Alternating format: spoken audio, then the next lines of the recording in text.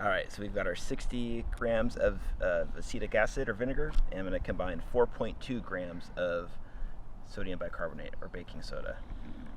Yep, this will be good.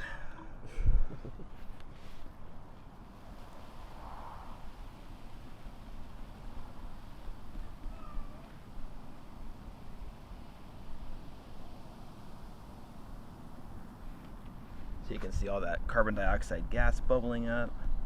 The reaction is continuing at a slower pace. We'll give it a mix just to make sure it fully reacts.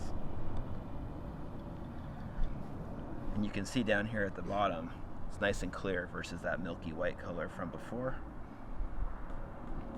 And then we'll zoom in down here on the bottom and see if we can try to notice whether there's any baking soda left at the bottom.